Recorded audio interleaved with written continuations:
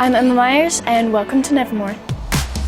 Yeah, they call me trouble. They don't know the hack. I'm a misguided little rebel. Look at how she acts. Always flying down the freeway. Pedal to the max. Come on, tell me one more time to relax. We're in the link right now, but this is kind of like the new quad. At the end of the last season, Enid finally wolfs out, gets her powers going, then transitioning into this season, she's becoming more sure of herself. Behind me is a giant statue of a werewolf. It's not Enid, although I wish it was. I think this statue is a good reminder for her that she is now fully herself. Howdy, Ruby! Stepping onto a set like this helps you believe it more. Doing fantasy and trying to deliver the lines realistically is always hard, but being obnoxious and talking about werewolf things and, hooded figures and crows attacking us and, mysteries isn't so far-fetched when you're on a set like this.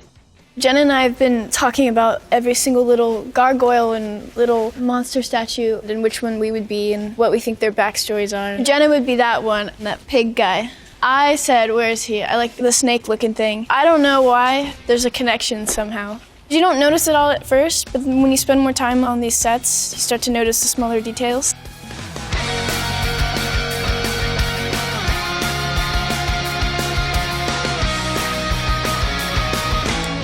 Our huge new feature window ties into one of our big new locations, which is Charleville Castle. So we play the interiors of some of Nevermore inside.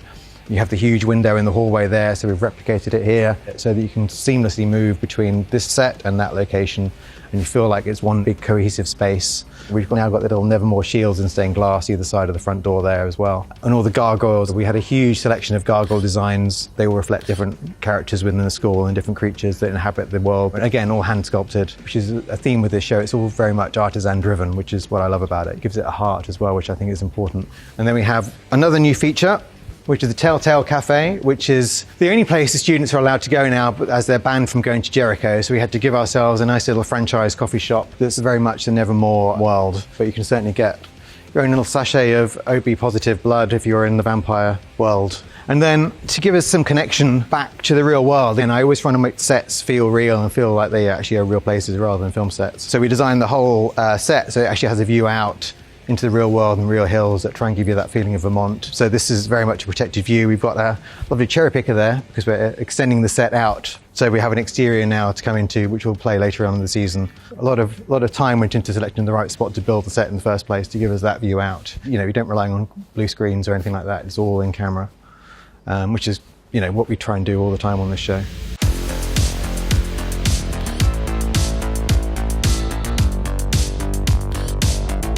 Tim's brilliant, he's very collaborative. When I just finished doing Beetlejuice with Tim, I was able to get in with him quite early on and start discussing what he had in mind, trying to nail down where we wanted to go with this season and the different ideas we wanted to try and get into the season and the different moods we wanted to get. So I would normally do some thumbnails. He would then tell me what was wrong with those thumbnails. We then go back, he would give me his little doodles. His doodles are fantastic because they say very little, but they give you all the information you need. They're very sort of descriptive in a few lines. The original Addams Family cartoons that Chad Adams did are very sparse like that. So they're great sort of visual cues for me. And in fact, some of the sets, like we did Wednesday's bedroom this season, which is sort of straight out of the Chaz Adams cartoons, and it's very sparse and very minimal. It has like a chair and a desk. That's the essence of what we try to get to with the show. Wednesday's bedroom in her dorm room is obviously the one that everyone loved from season one, and was my favorite. It was the first one as it did in season one, and it was the one that stuck, and it's the one that really stood out. Some of the sets are here. So this is the secret lab, which is sort of underneath, which is a big script point in the show.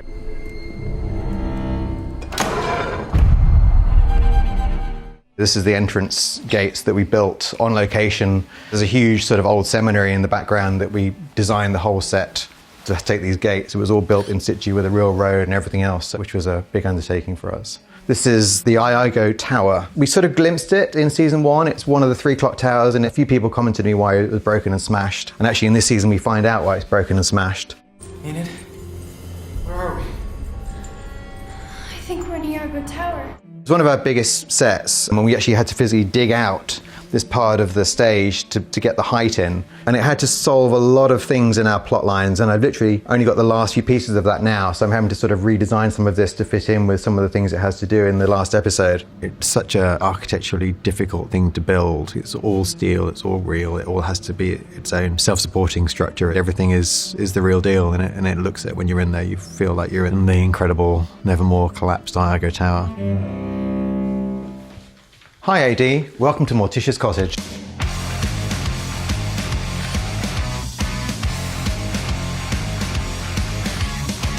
We set the bar quite high last season with fireplaces, so it was definitely something we knew we had to pay attention to in the show. We go through a lot of different designs for them. This one particularly was difficult to get hold of because we were trying to design something that could play for the Addams Family world, but also for the Thornhill world. So we had to change this through the show. So it starts off when it's all done in light oak and everything else. Then it goes dark when it becomes the Addams Family's sort of world.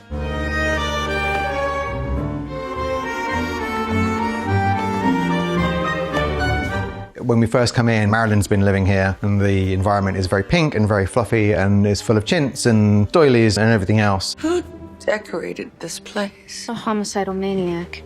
And the inspiration when we read that, certainly when I read it, I'd only not that long ago seen a picture of the Addams Family house in the TV show in the 1960s, which was actually completely full of pinks and pale greens and everything else, and it was only black and white when it went to screen. So we took that idea into here and we did exactly the same thing. So actually we did exactly the same wallpaper, which was designed by Eugene Grasset in an Art Nouveau style, and we changed the colorways. So we started off with the pinks and the greens, and then we went to the blacks and the reds, so that it almost changed its color overnight. And then the idea is that all the props have been brought in by Lurch. No Addams Family environment would be complete without having the taxidermy bear, but we didn't really want to have a real one. It didn't feel right to have a poor stuffed bear on our set for the whole time. So actually we spent a lot of time and effort recreating a fake one. So this bear you see is actually completely fake, but it definitely fits the bill for the Addams Family. We gave Morticia the deep rose and the scarlet color to match with the black. So she doesn't have a direct contrast with Wednesday, so she's more in her own world. And to keep that theme running with the gardener's cottage, I then picked up on the idea of the rambling roses and rose petals and red roses, which meant it could stay constant between the different sets. So in all the windows, you'll see there's an element of stained glass roses. So as you see in the kitchen, we have the same with the roses running through there. And then on the fireplace, you'll see you have the same idea of the rambling roses going through. And even on the walls, there's roses in the vines and everything else. We slightly went to town on this one. This was definitely the more macabre of our fireplaces, which I wasn't 100% sure about to begin with, but the design was so strong that we rolled with it with this sort of spectral figure in the middle, which is all hand sculpted. And actually it's real fabric underneath all that and was actually hand draped by one of our sculptresses. It's the most beautiful thing I think I've seen on this set. How do you make a kitchen fit for the Addams Family, which still actually has to exist in the 21st century? So there's some modern appliances hidden amongst it all. This isn't a period set, it is a contemporary set. So theoretically it's actually a modern fridge, but it still has the right vibes. This is actually one of the hardest bits to get right because it kept feeling too modern, and yet it has to be modern.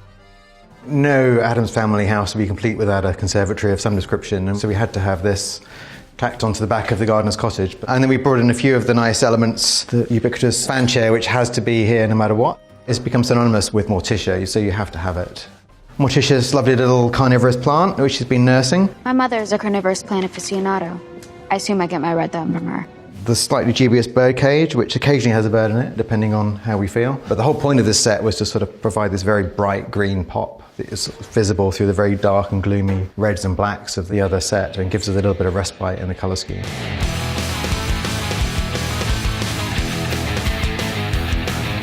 So this is Dr. Orloff's biology classroom. We wanted to dig into the world of the underbelly of Nevermore and the creatures it inhabits it. And so we spent a lot of time getting into the design of sort of the backstory of these creatures. So these little fellas, somewhere between a wood nymph and a cave troll, I guess, but we had to give this idea that Orloff studies the more peculiar creatures. Largely inspired actually when I went to the Natural History Museum in Dublin and saw creatures not 100 miles away from this.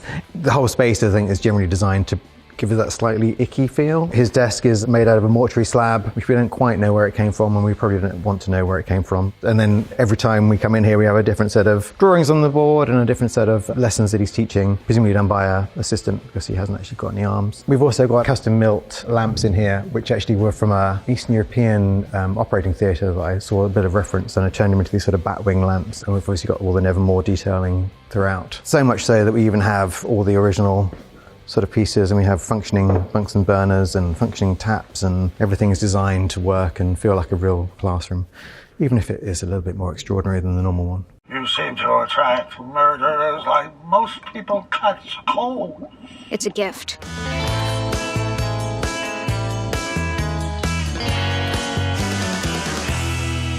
Here we are in what is now Principal Dort's office, previously Principal Weems's office. On season 1, we were actually in a real life building, and this was a real location. We've now rebuilt it faithfully in Dublin in our new studio home. It was a bit of a challenge because obviously it was a very elaborate location we moved into, so we had to copy it in every intricate detail because people would notice it. One of our biggest problems here was the very prominent Gorgon fireplace, which was hand sculpted before, and I was slightly alarmed at the notion we were going to have to try and recreate it. But after a lot of phoning and a lot of conversations with people and contacts and everything else, we managed to find out that the actual original face did still exist. So mercifully, we have the exact same fireplace back. I haven't laid eyes on this in over 20 years. One of Dort's mandates is definitely it's a new beginning for Nevermore Academy. Steve Buscemi has brought an amazing energy to the role, and we've tried to give it a beginning to build that character on. Obviously, there's not much space in here to hide, so we had to spend a lot of time finding just the right desk for him, just the right chair for him, giving him those key objects to sort of ground the character while keeping the set the same. It's a tricky thing to do from my point of view. Some of the designer pieces were very specifically chosen, but then we had to bring other things into it, like his love of golf and his sort of slightly more Poe-centric, I would say. You know, Edgar Allan Poe was theoretically the founder of Nevermore, and he's very much into restoring Nevermore back to what it was in days gone by. So he now has a portrait of Poe that he refers to. I think he slightly copies his hairstyle on Poe. Use your gift and get Morticia Addams and her beloved mother on our side. So there's a lot of those little details in here while still keeping the same vibe. Would you like a sticker? Only if you have one that says do not resuscitate. We're using some actual secret passages hidden behind some real library doors, which I thought was particularly good. I thought it was the best thing I found on this. There's real stuff to use. We don't even have to make it up these times. None of us really knew where season 1 would go. We'd invested a lot of time and effort into it. When we started it, we didn't know where we'd end up at the end of season 1. But I think from my point of view and from Tim's, we were very keen that it didn't lose any of that initial momentum and the initial aesthetic that we'd set up. You know, I've always said I wanted to keep things very human, and Tim was very much the same. We wanted to keep it a real place that is not beyond the realms of what could potentially exist somewhere. That's at the heart of a lot of what Tim does, is that human quality to it all, even though it is fantastical. The 4 main cliques are fangs, furs, stoners, and scales.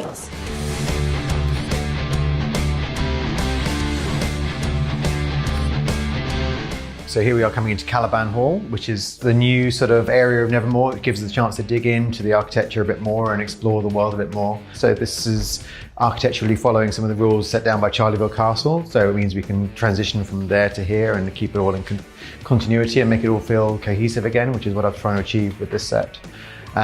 Takes us neatly into Pugsley's dormitory. Oh, Caliban Hall.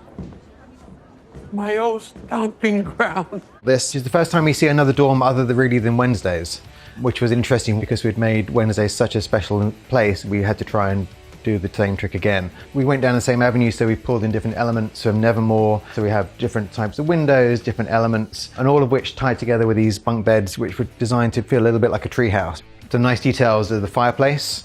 Being Caliban Hall, we couldn't really have somewhere without Caliban, so the sculpture represents Caliban in his cave, with a quote, "Be not afeard," from The Tempest. We've got Pugsley's little area down here, with his Addams Family spiderweb duvet, and some of his interesting props like the hand grenade and various sorts of gas masks. And manacles. No small boy should be without these things in Nevermore. Eugene's area is over here. He's got his own custom duvet that his mum's made for him with the bees and all his insects and all his terrariums, which normally have a selection of real insects in. And then every little bed is meant to have its own little special detail, whether it's the round window, whether it's the stained glass. It's all supposed to be little special places for them to live. Perfect for late night munchies. They're pets, not snacks.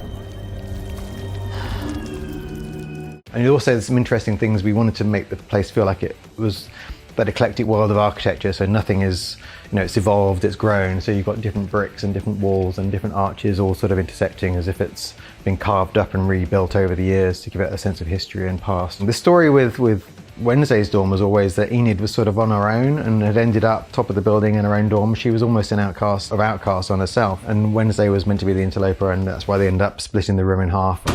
What the hell did you do to my room? dividing our room equally. The reality is most of the students sort of share these dorms in smaller groups like this, and they sit around the fire and they read stories and that sort of stuff, and it's a safe environment. The line on this show is that even though these are werewolves and gorgons and people with special powers, they're actually normal, non-threatening, they're misunderstood, and they are, you know, this is a safe environment for them to come and be nurtured.